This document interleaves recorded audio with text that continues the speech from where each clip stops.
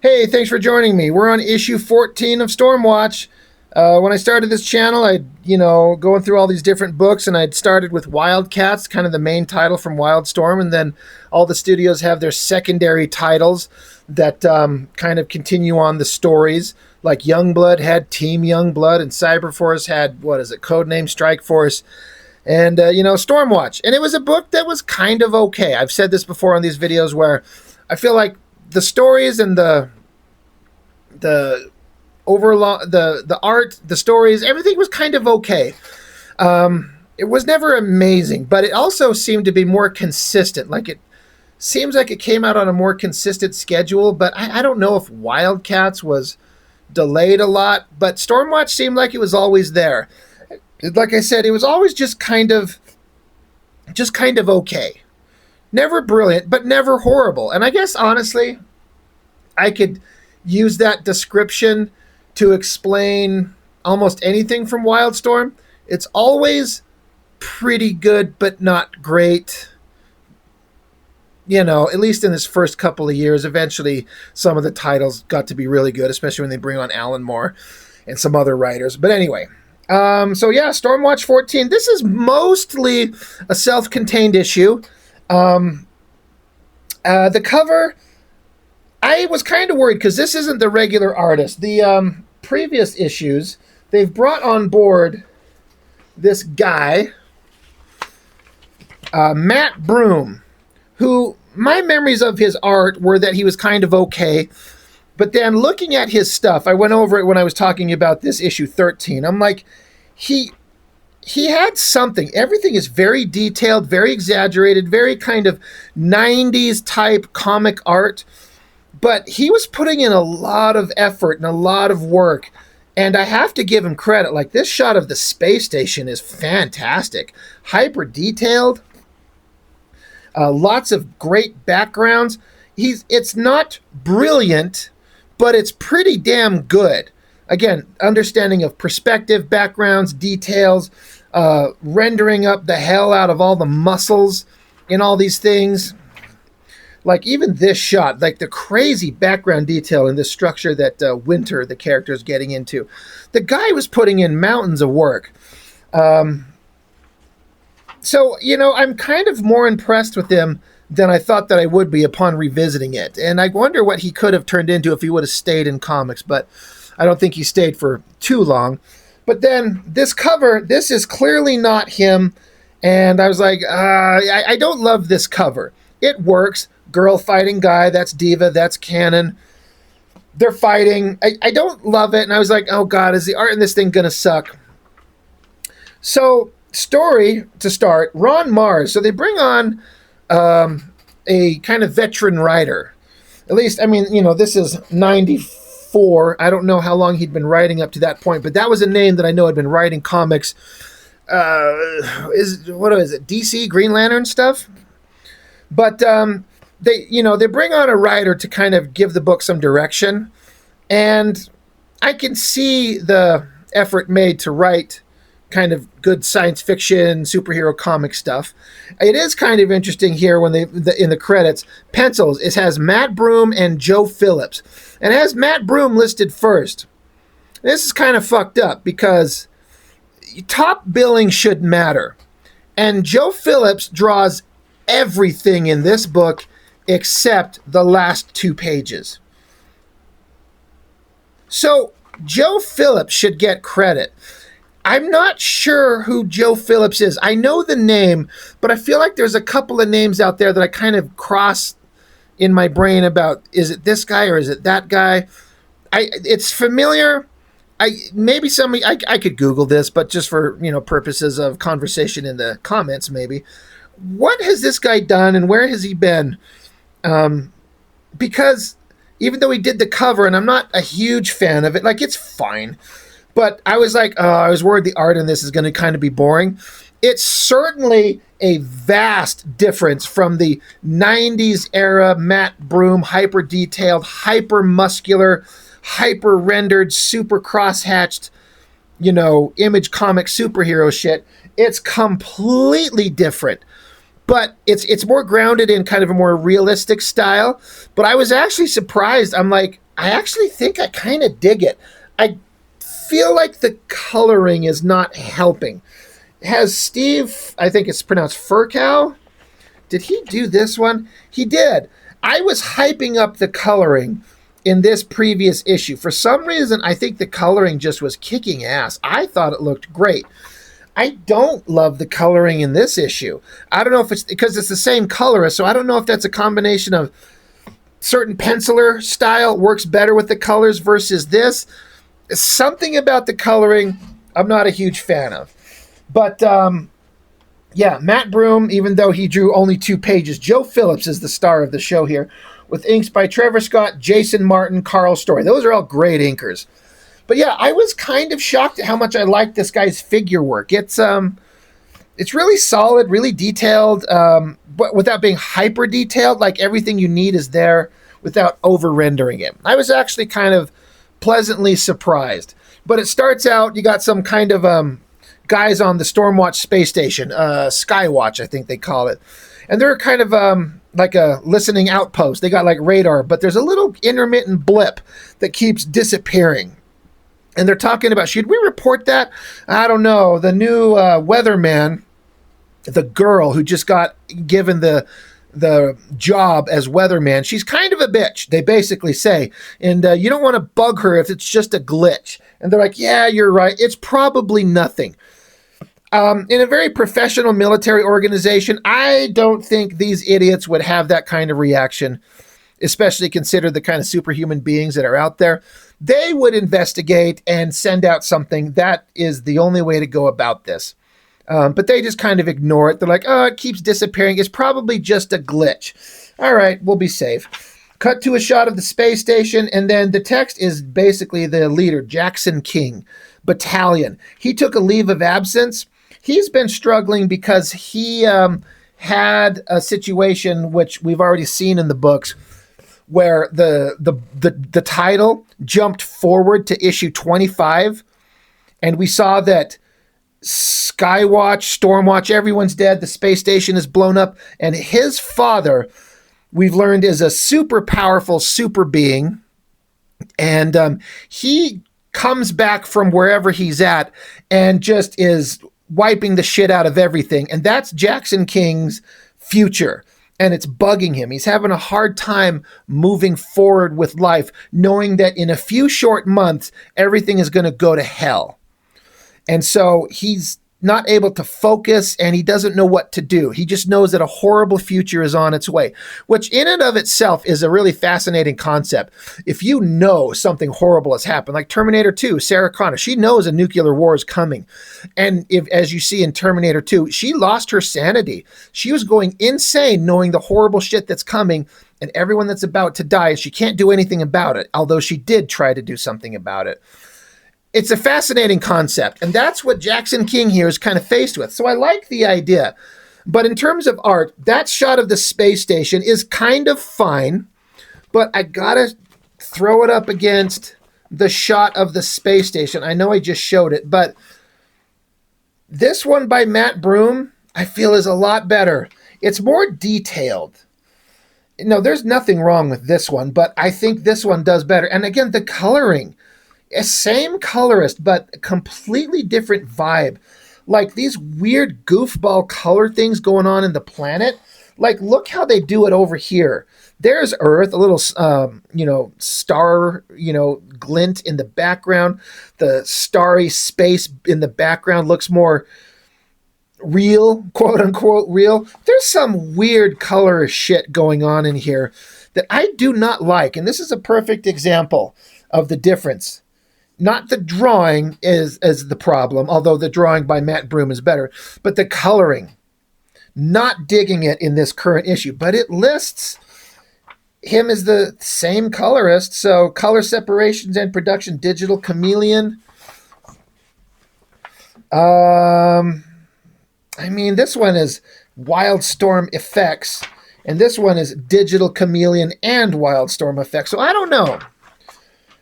I'm not a fan of the coloring as much, but anyway, but the whole background with Battalion, his dad is going to wipe out everything, so he's supposed to be taking a leave of absence, but he's actually sneaking back to the station in a ship with cloaking technology, which was the intermittent blip that those guys decided to ignore. So the text is him, how he's sneaking in here. He has to be a ghost. He has to sneak in there. He's come to kill a man. And I like that shot. His kind of right arm is kind of a little bit long and kind of goofy, but the heavy shadows and the simple kind of heavy blocky shading, I would love to see this. I know I say this all the time. Would love to see this in the raw black and white. I bet it looks really fantastic. But he's there to kill somebody. And again, the whole point is that he said he's taking a leave of absence for his own mental health. So everyone thinks he's on Earth, but he's sneaking back to the station to kill somebody. Cut to Diva and Cannon, the characters on the cover. Cannon has always been kind of a loudmouth, idiot asshole. Youthful, impulsive, violent, stupid. And Ron Mars is trying to give him some character. And for some fucking reason, I don't remember this being set up. Maybe it was. But he's in a relationship with Diva, the hot blonde girl. I think she's Italian, and she screams because she's part of an opera family. And of course, her superpowers makes it so she can scream really loud. But they're in a relationship, and she thinks it's kind of cute, and she sees that he's kind of acting like a sweet man. And she's like, why am I the only one who gets to see this side of you? You act like such an asshole hothead all the time, and that's not who you really are. He's like, I know, I like to put up this front. And she's like, could you stop? Show the real you to everybody. You know, lighten up. Try to. She's like, I'm not interested in Cannon. I'm interested in his. It says his real name is Mitchell, which I didn't know. I've never heard his real name, but I guess his name is Mitchell. She's like, I want to know you, not the superhero persona you put forward. Will you try to show that side of yourself to me? He's like, I'll try. And they're like, you know what we should do? We should fuck, because that makes everything better. And so they're going to, but then, of course, we get like a computer monitor pops up. She's like, oh, there you two are. Before you start fucking, we have a situation. It's life or death. I need you both to report in uniform. We got a job to do. They're like, okay, great. So then the story is going to cut back and forth between Battalion sneaking on the space station and the StormWatch crew going down to handle a mission. Battalion is looking. He's kind of sneaking around a corner. There's a couple of guards. I like the body language here. This guy's sitting here like yawning. He's like stretching and yawning. And Battalion's like, I don't want to hurt these guys. They're just good men doing their job. So he shows up and kicks the shit out of them, saying how he can augment his strength with his psionic powers somehow. And he can also mask his face. So they'll wake up not knowing who beat the shit out of him. And he goes inside this big chamber. It's a big frozen kind of locker room where they keep bad guys on ice. He's sneaking in there, back with the StormWatch crew. The weatherman, the girl, she used to be Synergy, but now she's the weatherman, and she's like, thanks for showing up. Hey, there's a problem. There is a conflict in Africa somewhere with from a Rwandan civil war, this tribe versus that tribe. There are isolated forces and skirmishes. You need to go down to this village and protect everyone. This is a humanitarian mission. You're not to engage hostiles or any civilians unless for self-defense. Cannon, you're in charge for some reason. He's like, great, we're on our way, let's go. So they have a mission to do. And it's the characters are Strafe, Hellstrike, and Fahrenheit.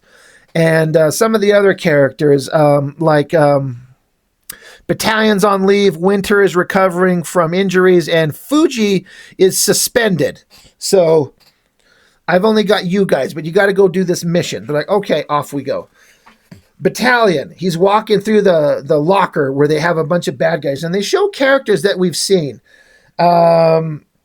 Talos is a bad guy we've seen before. I don't remember if we've seen this girl. They just say her name is Doreen. And then there's this lizard monster named Stricture.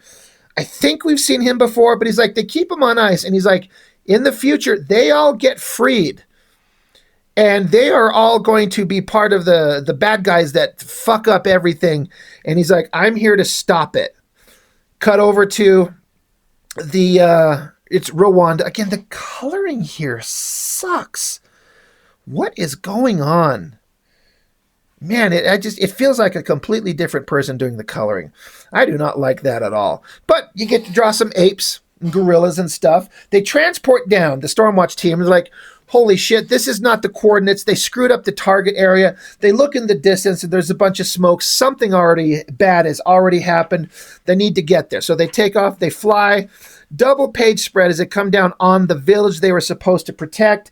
It's burning, it's destroyed, and there's dead bodies everywhere. And they're like, holy shit, who would do this? This is terrible. It's a pretty good splash page. It's not super exciting, but it's pretty clear. It feels a little cluttered. I don't know how to make it better. I really like this figure of this guy. That's pretty awesome. But it's a little cluttery. But you get the point. There is one woman who hid under a dead body who's still alive. They're like, holy shit, we'll take care of you. What happened? She's like, some people showed up. They, shot up the village. They killed people. They went that away. They're like, we'll take care of you. What are we going to do, Cannon? He's like, you know what? We're going to go find these butchers. We're going to make them pay for whoever did this. We're going to go find these people and get revenge for them. Back with Jackson. He's up in the storage container, and this is the bad guy. Now, I do have to say that the first time we saw this guy was in that issue 25. Again, this is issue 14. I can't remember what issue it was, 7 or 8 or 9, or I can't remember, where they jumped ahead to issue 25 to show that this giant, evil, monstrous guy, who I don't remember if they said in that issue that this is Battalion's father, but the art was drawn by Scott Clark, and they made him a giant, huge, thick, super muscular, overly roided up guy. And again, you don't have to draw him that exaggerated, but this is kind of a very weak representation. I've been kind of surprised with the art, how much I kind of like it up to this point, but this reveal of this chamber, he wipes away the ice, and to just have this kind of like boring face and this little side shot, and then this face shot here, it is lacking the power and ominous kind of foreboding nature I feel should be necessary to show this guy. The words, the inner thoughts of Battalion, they're pretty good. He's like, this is my father, Isaiah King. Within a year, most of the world will know him and fear him. He was one of the first guys transformed with superpowers from this magical comet that flew by Earth and gave a bunch of people powers, and that's where a lot of the superpowered beings in the Wildstorm universe come from. But his father was one of the first ones, and he is going to cause all kinds of horrible things to happen. So Jackson pulls out a gun. His mission is to shoot his own father to avoid a horrible future. So can he do it?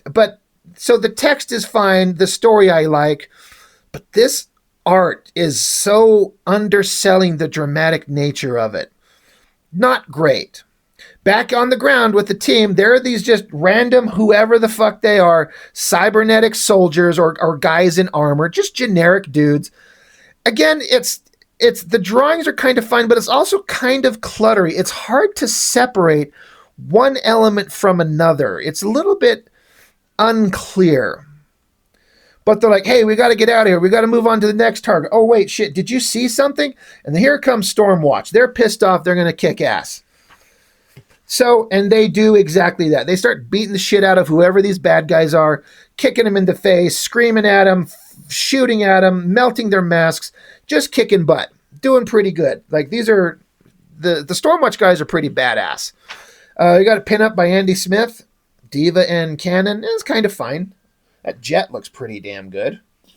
Looks like the Blood Bird or the Blood Vessel from Blood Force by Mitch. Great comic. Go look it up. But yeah, Cannon, he gets one guy on the ground. He's like, it doesn't matter what kind of hardware you're carrying. You don't stand a chance in hell against us. So again, another big double page spread of the heroes kicking the shit out of these bad guys. And again, each individual figure looks kind of good, but it's also kind of cluttery. But I also feel like the coloring is fucking it up.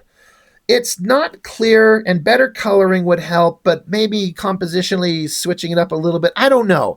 I would rather see the black and white to see if it's more readable. It's kind of fine, but it's not great. But the bad guys keep fighting, but they lose pretty quickly. Like, StormWatch beats their asses. They're done. And Cannon's pissed. He's like, do you see? Do you? And the guy's like, okay, we surrender. Like, yeah, we did these bad things, but we give up. Fight's over. So Cannon throws the guy to the ground. He's like, I don't remember asking you. And so Cannon and the other guys, they're pissed. They want more revenge. So Cannon is picking up this guy. He's like, I'm not going to waste time with a military trial or battlefield justice, dirtbag. He says, you can think of this as a military trial or battlefield justice.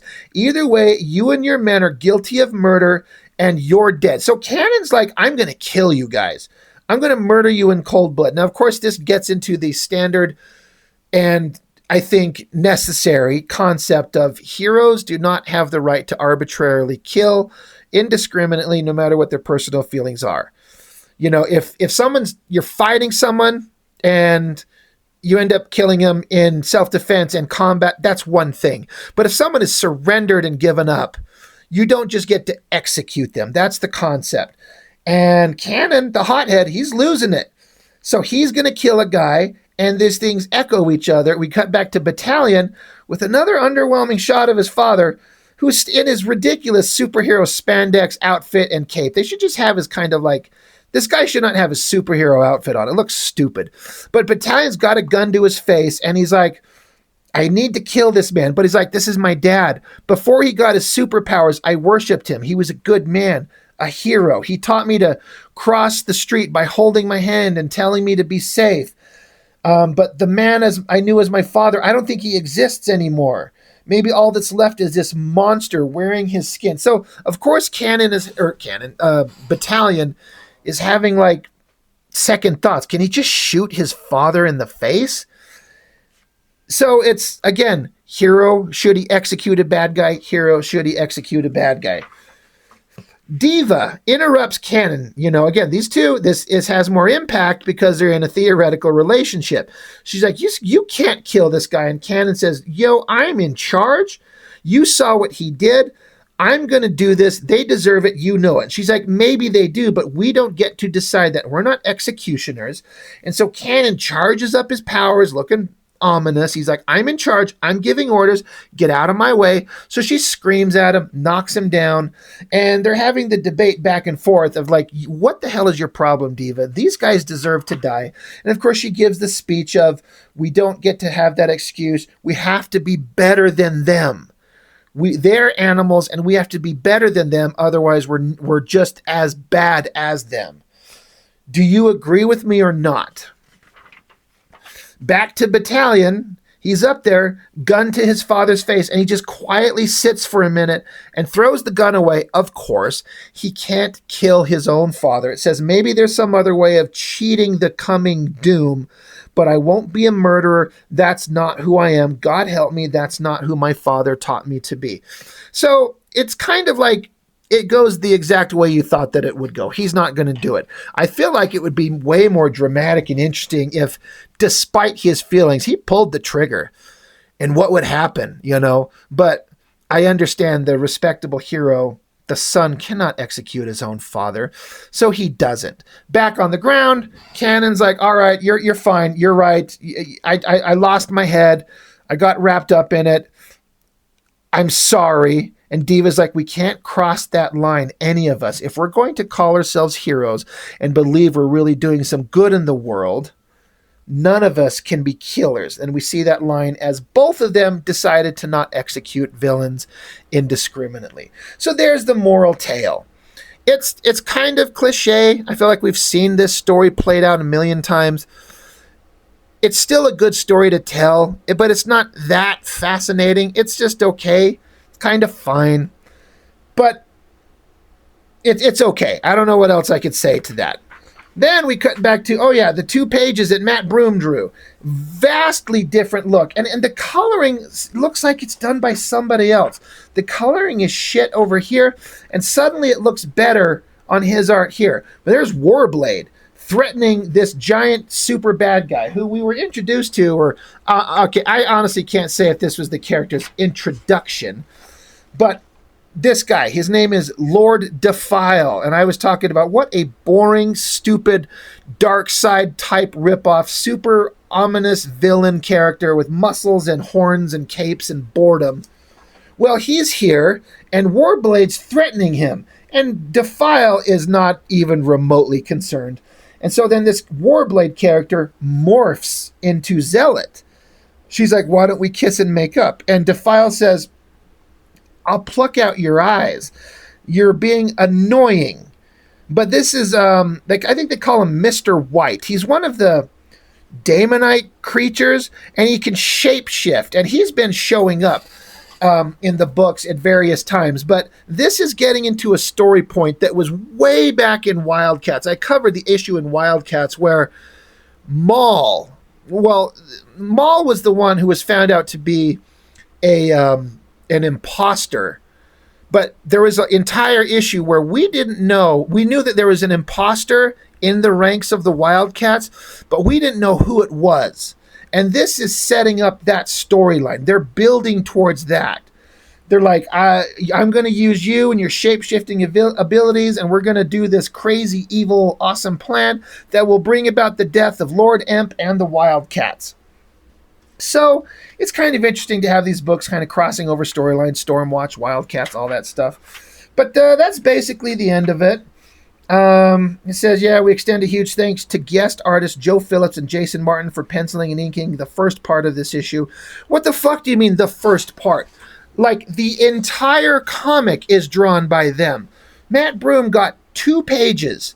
They need to give more credit. This is kind of rude. This should have Joe Phillips top billing, and then Matt Broom in smaller print, like pages 19 and 20 or whatever.